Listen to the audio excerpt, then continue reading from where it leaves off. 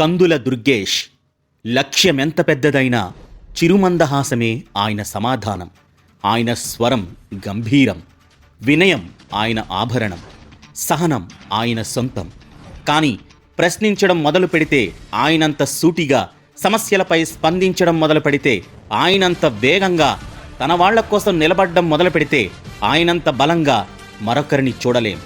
ఆయనే అభిమానుల దుర్గం శ్రీ కందుల దుర్గేష్ గారు. కందుల దుర్గేష్ గారు తెలుగు ప్రజలలో ఈయన పేరు తెలియని వారు ఉండరు. ఎందుకంటే కందుల దుర్గేష్ గారు గళం విప్పారు అంటే రాజకీయ ప్రత్యర్థుల గుండెల్లో రైళ్లు పరిగెడతాయి. కందుల దుర్గేష్ గారు టీవీ డిబేట్స్లో ఉంటే ప్రత్యర్థులు ఒళ్ళు దగ్గర పెట్టుకుని మాట్లాడాలనే స్థాయికి తీసుకొచ్చారు.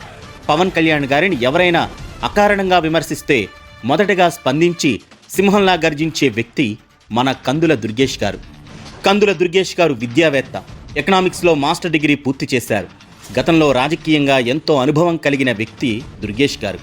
రాష్ట్ర డ్రైనేజీ బోర్డు మెంబర్గా, జిల్లా కాంగ్రెస్ పార్టీ ప్రధాన కార్యదర్శిగా, ఎమ్మెల్సీ హోదాలో శాసనమండలిలో అడుగుపెట్టి తన వాక్పటిమతో తోటి సభికులకు ధీటుగా ఉంటూ రాష్ట్ర నాయకత్వ దృష్టిని తన వైపు తిప్పుకున్నారు. అంతటితో ఆగిపోకుండా జాతీయ స్థాయిలో కాంగ్రెస్ తరపున సభ్యునిగా ఉంటూ మహారాష్ట్రలోని నాందేడ్ పార్లమెంటరీ ఎన్నికల పరిశీలకులుగా పనిచేశారు.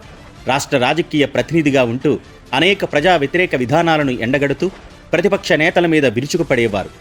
జీవితమనే పోరాటంలో సమస్యలు సహజమని, రాజకీయంలో ఆ సమస్యల పోరాటానికి చిరునామాగా ఎన్నో ప్రతికూల పరిస్థితుల్లోనూ తన ప్రశ్నల పోరాట పటిమతో ప్రజాదరణ పొందారు.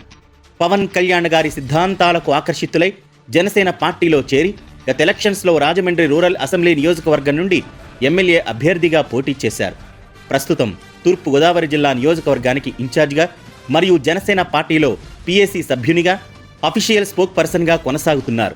ఇన్ఛార్జ్ అనేది పదవి, హోదా అని కాకుండా అది ఒక బాధ్యత అని నిరూపిస్తూ ఎల్లప్పుడూ ప్రజలతో ఉంటూ వారి సమస్యలు తెలుసుకుంటూ ఆ సమస్యల పరిష్కారానికి నిరంతరం కృషి చేస్తూనే ఉంటారు. ప్రజల తరపున నిలబడుతూ తన గళం వినిపించడంతో పాటుగా ఎన్నో ధర్నాల్లో పాల్గొని ఎన్నో సమస్యలను పరిష్కరించడంలో విజయాలు సాధించారు. ఈ ప్రయాణంలో ఎన్నో అవమానాలు, ఒడిదుడుకులు ఎదురైనా వెనుకడుగు వెయ్యలేదు. అధికార ప్రతిపక్ష పార్టీలు, పోలీసులు ఇబ్బంది పెట్టిన అన్ని ఒత్తిడులను ఎదుర్కొంటూ జనసేన పార్టీని బలపరచడానికి ఎంతో కృషి చేస్తున్నారు. ప్రజాదరణ పొందిన ప్రజానాయకునిగా మన ముందుకు వచ్చిన కందుల దుర్గేష్ గారిని గెలిపించుకునే బాధ్యత నిడదవోలు నియోజకవర్గ ప్రజలది. పోరాటానికి ఆశయ సాధన మార్గమైన అధికారం తోడుంటే అభివృద్ధి ఎలా ఉంటుందో చూపించే బాధ్యత దుర్గేష్ గారిది. వ్యవసాయానికి ఆధారంగా డెల్టా ప్రాంతమైన నిడదవోలు నియోజకవర్గంలో సుమారు 36,500 ఎకరాల్లో వరి సాగుతో పాటు అరటి, జామ, పసుపు, కంది ఇలా 1,500 ఎకరాల్లో ఆరోగ్యాన్నిచ్చే ఆహార పంటలు పండుతాయి. పూల తోటలకు ప్రత్యేకత ఉన్న ప్రదేశం. గత 5 ఏళ్లలో పంటలు పండక రైతాంగం రుణబాధలకు నిడదవోలు నియోజకవర్గం నివాసమయ్యిందనే చెప్పాలి. సమస్యల వలయం జీవిత ప్రయాణం అన్నదానికి నిడదవోలు చుట్టుపక్కల ప్రాంతమని ఈ సమస్యలతో నిరూపించింది.